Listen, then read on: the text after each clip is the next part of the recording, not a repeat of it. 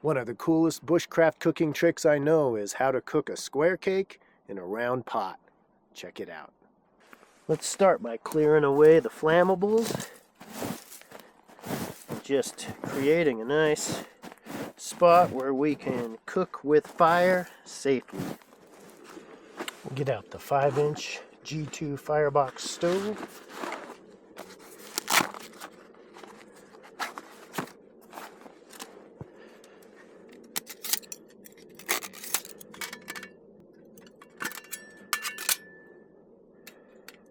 Set it up right there.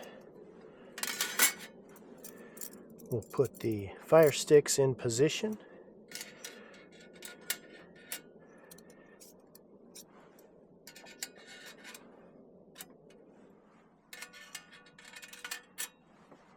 And what these fire sticks will do, set up like this, is allow me to put my pot in a horizontal position, right there on top. But let's build our fire up first. Let's start with some of this really small kindling. And then I'll just get this down here by one of the fuel feed ports where I can then light it.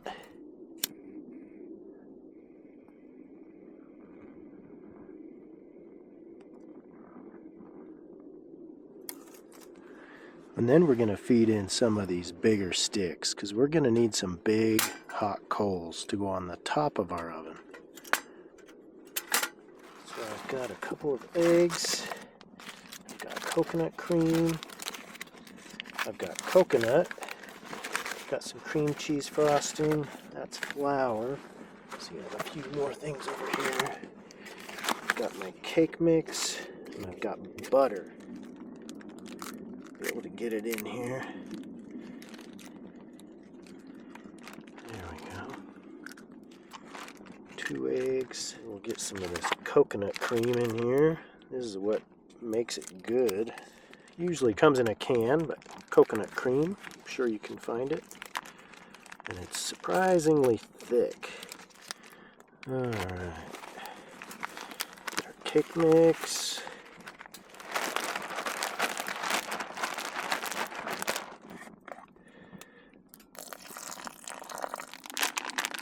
And we'll put some of our shredded coconut in there. That'll be enough. So let's go ahead and move our pot over here. I've got some stuff inside. This is the Firebox 3-quart Billy Pot. And this is the baking kit that all fits inside. So this gives you a square cake pan, gives you a bread pan. This is the coal rack, and I'll show you how all this stuff works. And then down here underneath, this is the actual oven rack. So one of the things I have here is a thermometer. This goes in the lid here. Just like that. And then we have, these are a new product. These are made out of a pizza stone material, and I'm kind of calling them oven bricks. But there are 3 of these, and they fit right down in the bottom, and they absorb heat, and then they release the heat back into your oven. So they're thermal mass to make your whole oven system work properly. Now if I put this on here with no thermal mass on it, it would warp the pan. So having this thermal mass inside protects the pan and makes it so it can handle that heat. So I'm going to put my oven rack in, and then I'm going to go ahead and put this on the heat. So let's put this is our oven door, and these wire clips on the pot hold the door closed. So I can go ahead and just set that right there, and we will start heating up those stones. And when I was a kid, this was always my job, to butter and flour the pan. So I've had lots of experience with this, lots of practice. One thing I like to do is put a little salt on my butter before I put my flour in. So I'm just going to crack some salt in there. It just gives you that sweet and savory, sweet and salty kind of thing going on with the bottom of your cake, which is always yummy. Get our flour going on here.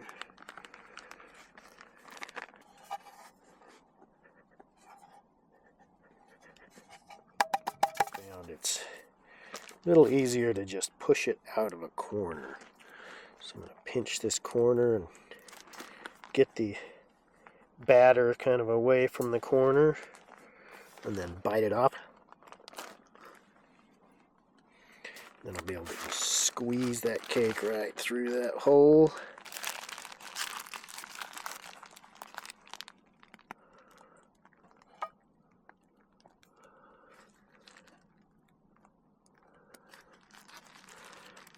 Now this cake is going to rise, so I don't want to get too carried away and make a big mess. But I do like a nice full cake, so I'll have to try to find balance, I guess. Let's try that. That should work. Let's open up our oven door and put our cake in.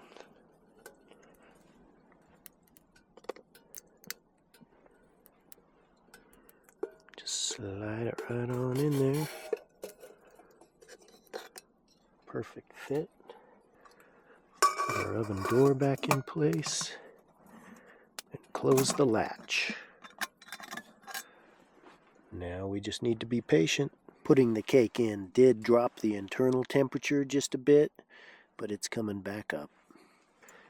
We've been running for 10 minutes, so it's a good time to check it. You want to be gentle because you don't want to cause your cake to fall. Looks good. Looks like it's rising.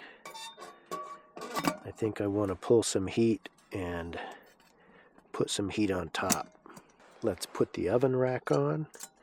This just goes right in there under this bracket.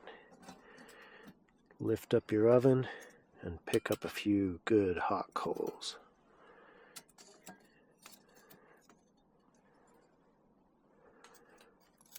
Take your time. Be careful.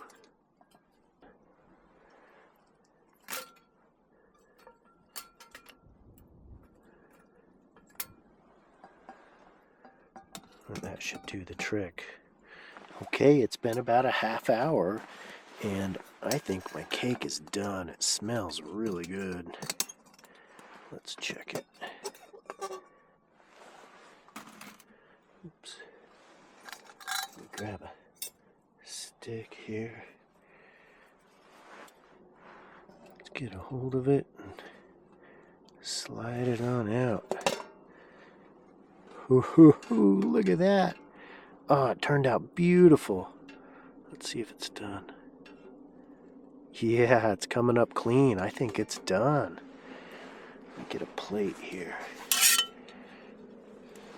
Let's see if we can get it to come out. Maybe I should work around the edges with my spatula. Oh, it looks awesome. It doesn't look like it's gonna stick, but oh yeah, it's not sticking. Looks like it overflowed just a tiny bit on that back edge. Let's see if we can get it to come out.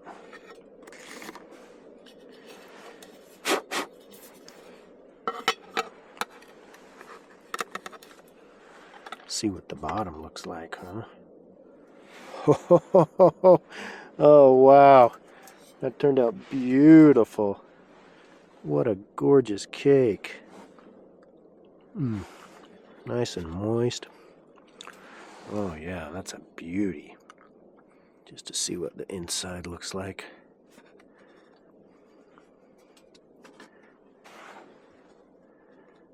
Oh yeah. Oh, that's gorgeous. Right, let's break out the cream cheese frosting. Rip off that corner.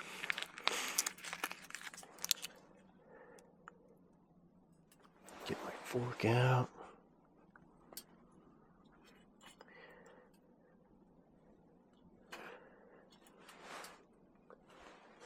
Oh, you can see the coconut in there.